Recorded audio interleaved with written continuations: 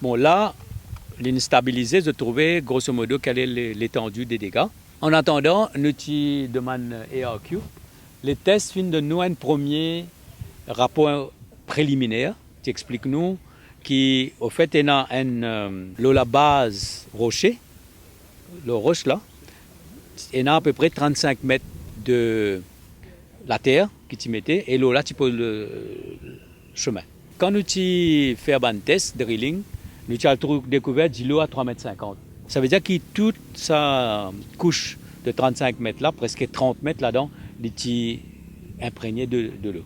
Finalement, nous trouvons avec un faillier qui fait à peu près 2 mètres de profondeur, 80 mètres de large et 250 mètres de long. Là, nous gagnons donc le rapport préliminaire. Quand Mary Besson explique nous un peu au niveau ARQ qui finit d'arriver. Et c'était justement ce que la terre là n'est pas assez solide pour soutenir sa cimée là.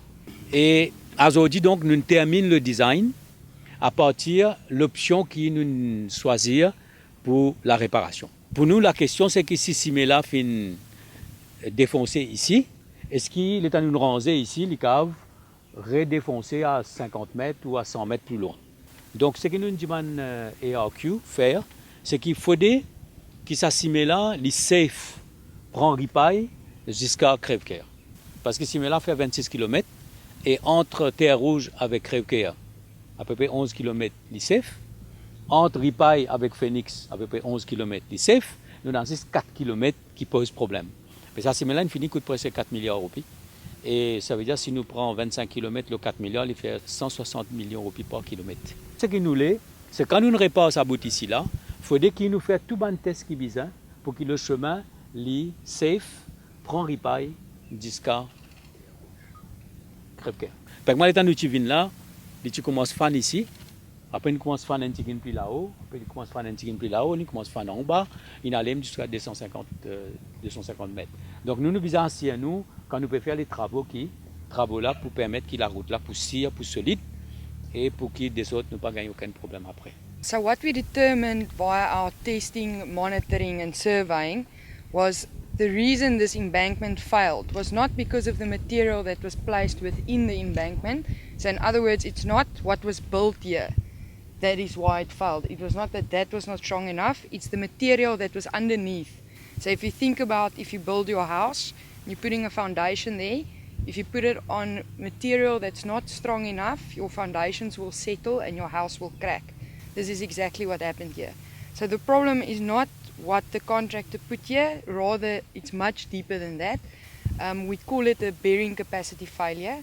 And in other words, that means that our method to fix this needs not only to look at the top couple of meters, it needs to go quite some way down. And so we considered a couple of things when we wanted to look at how can we fix this, both from a time perspective, because we know it's very important to fix this road as quickly as possible, but also from a cost perspective.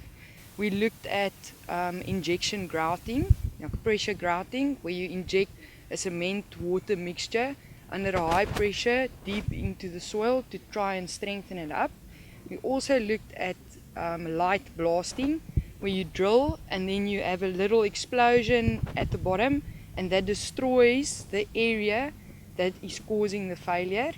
And thirdly, we looked at something called a stone column, which is basically like a column or a pillar that we're putting into the ground that consists only of crushed basalt, and we vibrate that into the ground and we hammer it in there.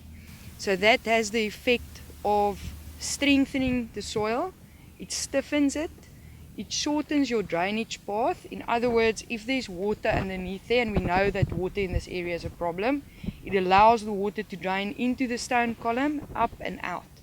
So that also decreases your time of consolidation, which means that after we did this, the settlements afterwards would already have taken place. By the time they put the road back, all the movements are gone. And that was the last option that we considered is going to be the safest, the lowest in a risk, so it's going to be the best option. That is what we recommended. Maintenant, nous, EDA, mettre en place le tender pour faire la réparation. Et un grand problème qui nous est, c'est qu'il nous peine à contracter spécialisé dans ce type de travail-là ici à Maurice. Donc nous devons faire un tender international. Un ingénieur de la RDA avec des consultants, nous pensons qu'il va prendre environ 12 mois pour faire les travaux, depuis le commencement jusqu'à la fin. Et je pense que le coût c'est pour entre 200 à 300 millions de roupies, nous pensons. Donc ce sont des estimations à l'heure actuelle. Donc il faudrait que nous ayons un tender pour nous capables confirmer. Mais oui, les travaux vont commencer aussitôt que nous avons tous les approvals. Maintenant, nous pouvons préparer un tender suite aux spécifications que nos consultants font de nous.